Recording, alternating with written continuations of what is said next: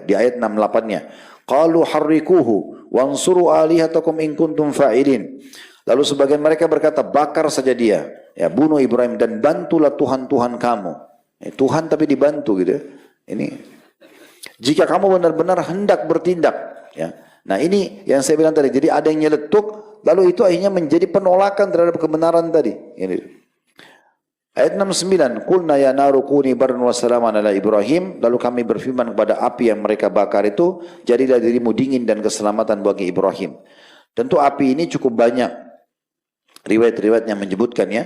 Mereka bakar api, ada yang mengatakan sampai 1 bulan, ada yang sampai 1 pekan. Banyak perselisihan dalam masalah itu. Tapi jelas api itu pada saat itu diajak semua masyarakat sekitar lokasi itu untuk menyumbang, gitu ya.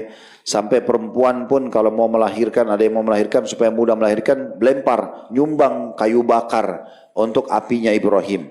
Mereka lakukan itu, ya. Dan api itu ya terus saja berusaha untuk dipadamkan oleh hewan-hewan, gitu ya. Tidak ada hewan yang menyetujui itu kalau ada hewan lewat kecuali cecak, gitu ya. Itu ada riwayat yang menyebutkan masalah itu. Makanya ada hadis yang membolehkan kita untuk membunuh cicak, bahkan disebutkan pahalanya ya. Kalau 1 kali cambuk mati itu bisa sampai 100 pahalanya. Karena kata Nabi SAW, semua hewan berusaha untuk memadamkan api Ibrahim kecuali hewan ini yang justru meniupnya, membantu masyarakat manusia pada saat itu untuk membesarkan api itu. Namun pada saat itu ada banyak riwayat menyebutkan juga dari Nabi SAW ya, bahwasanya atau dalam riwayat-riwayat ya disebutkan kalau Allah SWT jadikan api itu dingin sehingga Ibrahim merasa tentram, nyaman, dia mendapatkan rezekinya, ada makanan dan minuman di tempat itu. Jadi seakan-akan bukan dalam api, Maka itu dikatakan kami jadikan api itu bardan wasalama, dingin, sejuk dan juga keselamatan. Selamat maksudnya selamat dari lapar, selamat dari haus, selamat dari terbakar, semua itu ada. Karena kan Ibrahim dibakar beberapa lama gitu ya, dibiarkan oleh mereka gitu. Kemudian dikatakan wa aradu bihi kaidan faja'alnahumul akhsarin, ayat 70, dan mereka pun hendak membuat makar terhadap Ibrahim tapi kami menjadikan mereka itu adalah orang-orang yang rugi. Orang-orang yang rugi. Ini pelajaran luar biasa yang bisa kita ambil dari sini, bagaimana Allah Subhanahu wa taala menyelamatkan orang-orang yang kuat tauhidnya. Tinggal antum punya keyakinan atau tidak. Kalau antum yakin Allah melihat, Allah mendengar, Allah itu memang ada, Allah akan menolong orang-orang beriman, lalu antum bertawakal kepadanya, selesai. Ya, tidak akan ada pernah sedikit pun yang bisa menyentuh antum atau membahayakan antum. Tidak akan pernah ada. Kecuali yang sudah Allah takdirkan memang, kalau tidak maka tidak akan pernah menyentuh kita. Itu yang pernah kita jelaskan di kisah Nabi Hud. Nabi SAW kaumnya besar-besar semuanya, postur tubuhnya. Mereka kalau buat bangunan itu luar biasa. Bangunannya tinggi-tinggi, semuanya dari emas. Ya. Dan mereka buat bangunan di atas gunung dan di lembah. Kalau mereka musim panas, mereka akan naik ke villa-villanya lah. Istana mereka di gunung-gunung, semua dari emas. Kalau mereka musim dingin, mereka datang di lembah-lembah. Semua dari emas. Tapi Allah binasakan mereka dengan bangunan-bangunannya. Makanya Allah gambarkan kaum Ad itu, mereka bangun ya bangunan yang belum pernah ada di muka bumi. Sampai ulama tafsir mengatakan ini maknanya tidak akan pernah ada sampai menjelang hari kiamat. Karena tidak ada satu bangunan pun di kaum Ad kecuali dari emas. Saking kayanya mereka dan mereka tinggi besar postur tubuhnya. Tapi apa yang terjadi? Nabi Hud tantang mereka. Kalau kalian tidak mau beriman, coba kumpulkan semua kekuatan kalian, celakakan saya. Nabi Hud sendiri, kaumnya semua ini orang-orang tinggi besar, kekar-kekar, orang yang punya keterampilan dalam perang. Mereka buat kerusakan di muka bumi. Salah satu yang pernah kita jelaskan itu, mereka punya pasukan yang sangat kuat dan mereka batash. Mereka sangat keras dalam membunuh yang manusia-manusia lain yang mereka perangi. Bukan cuma sekedar ditusuk, tapi dicincang-cincang dan segala macam. Kena kejamnya kaum Ad itu. Tapi mereka tidak bisa sentuh Nabi Hud. Kenapa? Karena Nabi Hud punya tauhid kepada Allah. Yakin Allah lihat, Allah akan tolong. Tidak ada satupun kaum yang bisa menyentuh Nabi Hud. Sampai Allah binasakan mereka. Yang Allah sudah kita jelaskan 7 hari, 8 hari 7 malam. Datangnya angin yang akhirnya membuat mereka hancur seperti pohon-pohon kurma yang lapuk. Ya, sampai sebagian ulama tafsir mengatakan berarti menandakan postur tubuh kaum Ad seperti pohon kurma. Mereka raksasa-raksasa besar gitu ya. Seperti itu kurang lebih gambarannya. Jadi sebenarnya tinggal bagaimana kita yakin kepada Allah SWT. Yakin tentang masalah rezeki yang Allah akan kasih. Walaupun antum di PHK kerja, nggak usah khawatir. Yakin kepada Allah SWT. Ini ada kebaikannya, sangka baik sama Allah, coba ikhtiar lagi. Belum sempat menikah sama orang ini, mungkin bisa menikah sama yang lain. Yakin sama Allah, Allah akan berikan. Tinggal ini pondasi kita cuma keyakinan. Kalau kita yakin Allah akan berikan semuanya. Ini diambil pelajaran luar biasa dari kisah Nabi-Nabi. Ini bukan main-main ini. Nabi Ibrahim sengaja hancurin Tuhan-Tuhan mereka di depan mereka. Lalu mereka menyiapkan api. Sampai dalam beberapa riwayat dikatakan apinya itu saking besarnya. Kalau burung lewat tiba-tiba hangus. Ya, turun ke bawah saking besarnya api tersebut. Tapi Allah jadikan dingin dan keselamatan bagi Ibrahim. Dan jangan antum bilang, tapi itu kan mujizat Nabi Ibrahim. Enggak. Betul memang di sini mujizat Nabi Ibrahim, tapi bukan berarti orang beriman tidak akan ditolong sebagaimana Allah tolong Ibrahim alaihissalam. Bukan berarti Allah tidak akan tolong sebagaimana Allah selamatkan Nabi Hud dari ancaman dan makarnya kaum Ad dan seterusnya, gitu kan. Selanjutnya lalu Allah juga menceritakan dalam surah Asy-Syu'ara, ya. Ini di ayat surah nomor 26 ayat 69 sampai 87. Ini juga sama dibuka di aplikasi saja supaya ayat demi ayat kita bahas ya.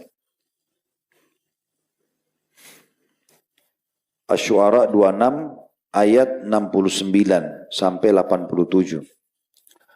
Bunyinya 69-nya watlu alaihim naba Ibrahim, dan bacakan hai Muhammad kepada mereka, maksudnya kaum manusia, kaum Quraisy dan juga manusia secara umum, tentang kisah Ibrahim. Idh qala li abihi wa qaumi ma ta'budun, ketika ia berkata kepada bapaknya dan kaumnya, apa yang kalian sembah ini? Ayat 71-nya qalu na'budu asnama fa nadhallu laha aqifin. Mereka mengatakan kami menyembah berhala-berhala dan kami senantiasa tekun menyembahnya. Kami akan terus berpegang teguh sampai mati. Kami akan terus yakin adalah Tuhan-Tuhan kami yang memberikan kami makan, minum dan segala, walaupun patung itu mereka yang buat gitu. Ayat 72-nya qala hal yasma'unakum idh tad'un. Maka yang paling pertama Ibrahim ajak dialog mereka. Apakah Ibrahim berkata, apakah berhala-berhala itu dapat mendengar permintaanmu sewaktu kamu meminta kepadanya? Ayat 73-nya, au yanfa'unakum au yadurrun, atau dapat memberi manfaat atau kepadamu atau memberikan mudarat. Pernah enggak patung itu bergerak, ya tolong kalian, atau misalnya memukul kalian, membatalkan manfaat atau menyusahkan kalian? Lalu 74-nya mereka cuma bilang itu. Qalu bal wajadna aba'ana kadzalika yaf'alun. Mereka menjawab, bukan karena itu, tidak ada manfaat dan mudarat sebenarnya, tapi kami hanya mendapati nenek moyang kami melakukan perbuatan itu. 75-nya qala ra'aitum ma kuntum ta'budun. Ibrahim mengatakan, maka apakah kamu telah memperhatikan apa yang telah kamu sembah itu? Antum wa aba'ukumul aqdamun. Ayat 76-nya, kamu dan nenek moyang kamu dahulu. Ayat 77-nya fa'inum adun li illa rabbil alamin. Semua itu adalah musuh, ya, apa yang kamu sembah itu adalah musuhku kecuali Tuhan alam semesta. Di sini sampai ayat 87 ya. Kemudian ayat 78-nya alladzi khalaqani fahuwa yahdin. Nah, sini mulai Ibrahim AS memperkenalkan tentang sifat-sifat Allah yang mulia. Yaitu kalau Allah yang telah menciptakan aku, maka dia yang memberi petunjuk kepadaku. Jadi tidak ada yang bisa memberikan petunjuk kepada kita kecuali Allah subhanahu wa ta'ala. Ada hadis qudsi yang pernah kita sampaikan juga di sini ya. Kata Nabi SAW, Allah berfirman, hai anak Adam, kalian semuanya telanjang kecuali yang aku berikan pakaian. Kalian semua sesat kecuali yang aku berikan hidayah. Kalian semuanya lapar kecuali yang aku berikan makanan. Maka mintalah semua itu padaku, gitu kan. Allah SWT menyuruh kita betul-betul manja dan bergantung padanya. Ini yang Ibrahim rincikan di sini. Kalau tadi kita sebutkan itu hadis yang diriwayatkan oleh Bukhari. Nabi Ibrahim mengatakan ayat 78-nya, Allah itu adalah Tuhan yang telah memberikan aku petunjuk. Apa saja yang aku mau tahu dari Tuhanku ada jawabannya. Ayat 79-nya, wallati huwa yut'imuni wa yasqin, dan Tuhanku juga yang telah memberi aku makan dan minum. Ayat 80-nya wa idza maridtu fa yashfin, dan apabila aku sakit hanya Dia yang menyembuhkan aku. Ayat 81-nya walladzi yumituni tsumma yuhyin, dan yang mematikan aku kemudian akan menghidupkan aku kembali. Ini semua yang manusia butuhkan ya. Makan, minum, ya, sembuh dari penyakit. Walladzi atma'u an yaghfira li khati'ati yaumaddin. Ayat 82-nya, dan yang amat aku inginkan akan mengampuni kesalahanku pada hari kiamat. Maksudnya Allah mengampuninya. Lalu ayat 83-nya, Rabbi habli hukman wa alhiqni bis salihin. Ibrahim lalu berdoa karena kaumnya menolak, ya Tuhanku, berikanlah kepadaku hikmah Maksudnya ilmu yang luas agar bisa menyampaikan agama ini dan masukkan aku ke dalam golongan orang-orang yang saleh. Maksudnya jangan sampai aku terpengaruh lalu aku berubah dari keimanan kepada kekafiran.